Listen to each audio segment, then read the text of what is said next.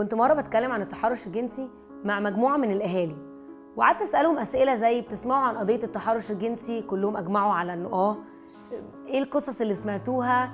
سمعنا عن كذا وكذا، وابتدوا يحكوا قصص صعبة قوي عن تعرض أطفال كتيرة قوي للتحرش الجنسي.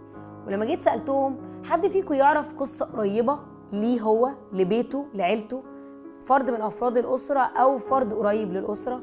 كلهم أجمعوا إنه لأ. واللي أنا حسيته من الندوة دي إنه الناس تميل إنها تقول إنه بيحصل بس بعيد عننا، بيحصل بس مش إحنا، مش عندنا.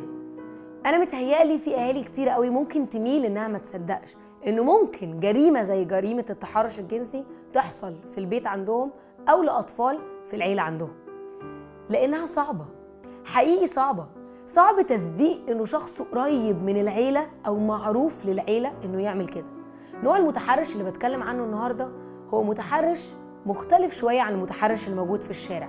المتحرش بتاع النهاردة هو متحرش هدفه يبني علاقة مع الطفل، يصاحبه ويحبه، يشوف ايه الاحتياجات اللي مش مسددة عنده ويكون هو اللي بيسددها، وبيعمل كده عن طريق انه بيبني علاقة الأول مع الطفل.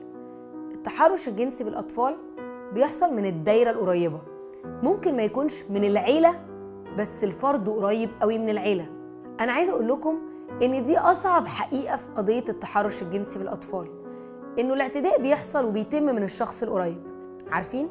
المتحرش الجنسي اللي موجود في الشارع ممكن يكون مش فارق له الست أو البنت اللي بيتحرش بيهم يعرفها أو ما يعرفهاش، بالعكس هو غالباً هيميل إنه يعمل كده مع واحدة هو ما يعرفهاش عشان الفضيحة. لكن المتحرش جنسيا بالأطفال هو عايز طفل يعرفه، عايز طفل يبني معاه علاقة، عايز طفل يصاحبه، وعايز طفل يشوف ايه اللي هو محتاجه ويبتدي يديهوله، وواحدة واحدة يكسر حدوده. المتحرش جنسيا بالطفل هو متحرش واعي قوي وملاحظ سلوك الطفل وتصرفاته، واخد باله من الحاجات اللي بيحبها والحاجات اللي ما بيحبهاش. وعارفين واخد باله من ايه كمان؟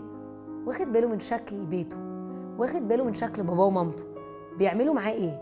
بيزعقوا فيه طول الوقت ولا بيحبوه وبيحتووه، مصاحبينه وبيسمعوه.